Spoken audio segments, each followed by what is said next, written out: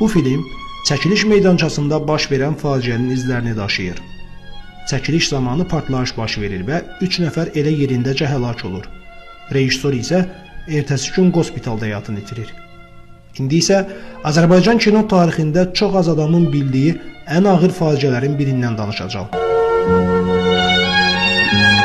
1968-ci ildə ekranlara çıxan Mən ki gözəl deyildim filmi xalq yazıcısı Bayram Bayramovun eyni adlı povesti əsasında ekranlaşdırılıb. Hadisələr 2-ci Dünya müharibəsi illərini əhatə edir. Əsas qəhrəman Azərbaycanın dağ kəndlərindən birində yaşayan 15 yaşlı Səidə uşaq ikən anasını itirib. Müharibə başlayanda isə atasını cəbhəyə yola salır. Filmdə elə bu epizodla başlayır.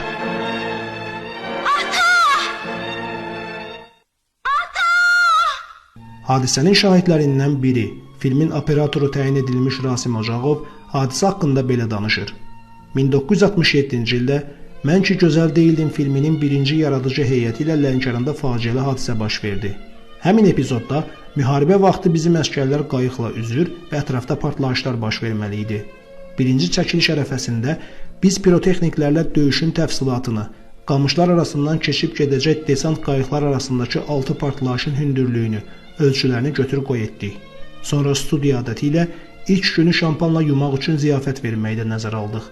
Budur, Port İliç körfəzi, 21 iyul 1967-ci il. Səhər indi açılıb. Çəkiliş qrupu xüsusi hərbi sal üzərində öz yerini tutur. Aktyorların mindiyi qayıqlar görünür.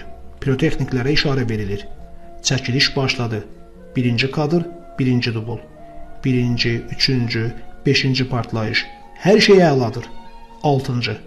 Ayaqlarımızın altında nəsə güppüldayır və tam sakitlik çökür. Özümə gələndə dəhşətli mənzərə gördüm. Gənc fotoqrafın gözləri hədəqədən çıxmışdı. İç halatı əllərinə tökülmüşdü. Solda qıçı üzülmüş pirotexnik uzanmışdı. Hər şey tüstü içində idi. Yox, sən sağ-salamat gələcəksən. Ərik ağacımız hələ çiçək açmamış gələcəksən, ata.